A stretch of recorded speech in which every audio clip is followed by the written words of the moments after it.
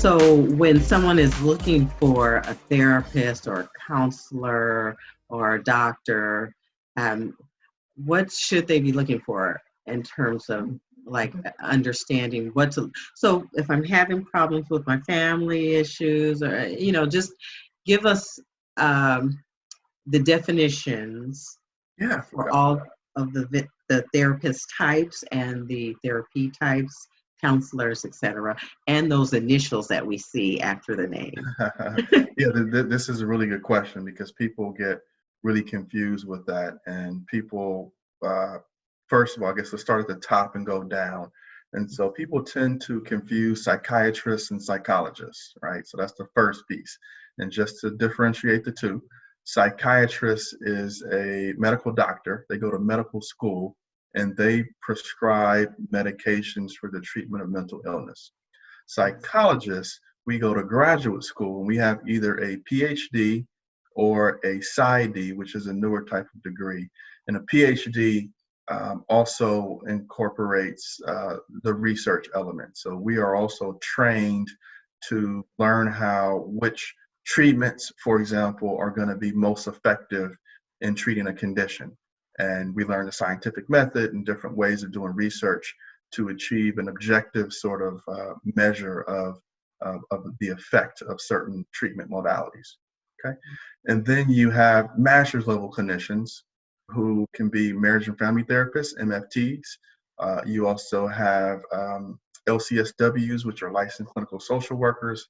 Then you also have a newer degree in California, which is called LPCC, licensed professional clinical counselors. And those master's level clinicians, they tend to have some similarities, but for the most part, let me just explain it this way. A marriage and family therapist, they specialize in family work and couples work, and they do individual work as well, but that would be kind of one of the main aspects of what they do. Licensed clinical social workers, they do therapy as well, but they tend to be a little bit more trained in the whole person. So they may do some case management work for you, and they're going to help you find all the resources that are really relevant to making sure you're taken care of as a whole.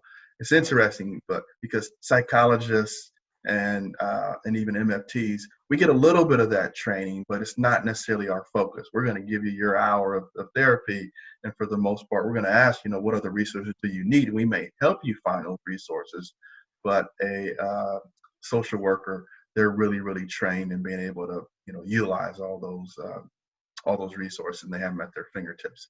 Now, the last one, LPCC, licensed professional counselor. I will admit that I'm not as well versed in terms of what their unique distinguishing factor is, and it's really because it's brand new. I actually know the individual who has license number 1 of LPCC, and just kind of put that in the context here. My license as a psychologist in California is 236766, which is 23,766. So that gives you an idea of how new the LPC license really is.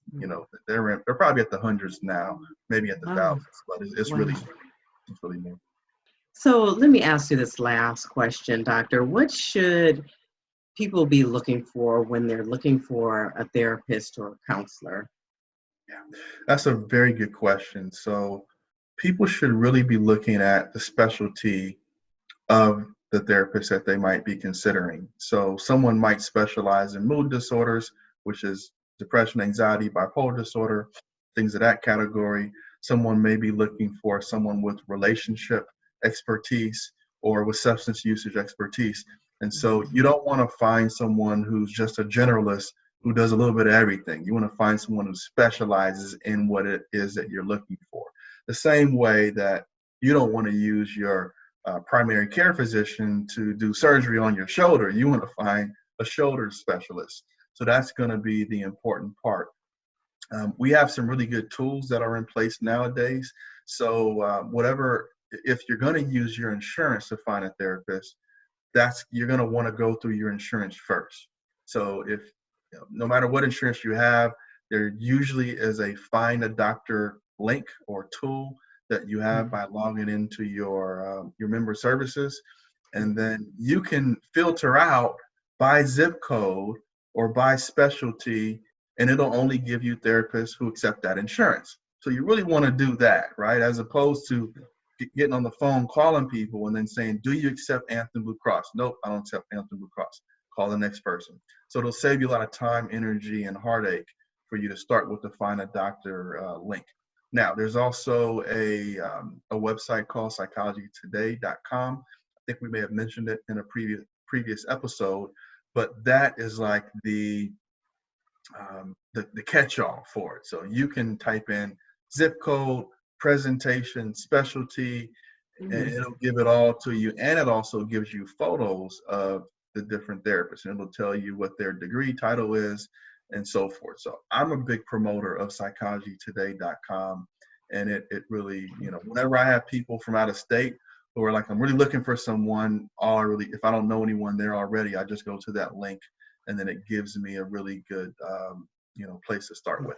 And then from there, you have to kind of read up on them, and you want to make sure that this person feels like they are a good match for you.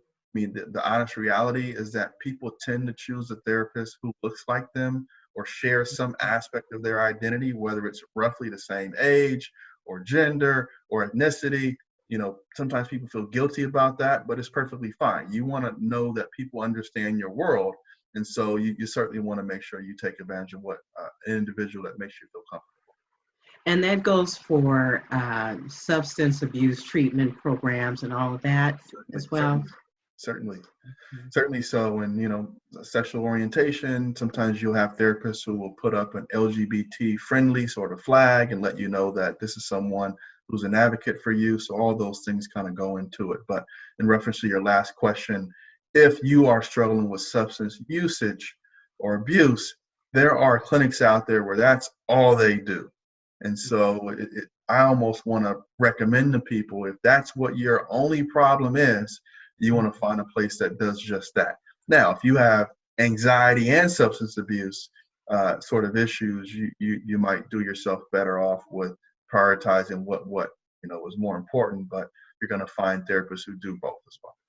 Well, as normal, doctor, thank you so much. We appreciate you spending your time, to just sit in and give us all of that great information. You always come with some really clear and solid information for us. We really appreciate it. And to the audience out there, I'll be sure to include those websites and all of the resources that the doctor shared. Any last words, Doc? Yeah, I just would encourage everyone to understand that mental health has had a stigma, and it certainly has had a bigger stigma within certain communities. And we are professionals, and certainly you want to understand that you can consult with someone before you commit to anything long term. It's not as if you have to commit, years of your life to a treatment. Sometimes people even benefit from 1 or 2 sessions. And so I just want people to continue, and us to continue to break down those walls of stigma and try to normalize the therapy process so that everyone kind of benefit and stay mentally healthy. That's right. And yeah, I just want to add, hey, look at me. I'm not a doctor like you are, but I'm resilient. I'm here and I'm able to offer the information. And it's my pleasure to bring the Bay Area Mental Health Hour to all of you out there. Please stay tuned for more episodes. We will be back with more. In the meantime, stay healthy, stay safe, and stay sane. Thanks again. Thank you. We hope you enjoyed this episode of the Bay Area Mental Health Hour. Please visit our YouTube channel today, subscribe, and click on the notifications bell so that you can receive updates on our latest episodes. This conversation on substance abuse and therapy will continue. If you or someone you know is in crisis, help is available at the Substance Abuse and Mental Illness Helpline at 1-800-950-6264. or call the National Suicide Prevention Lifeline at 1-800-273-8255. Your support makes it possible for us to produce content like this. Thank you.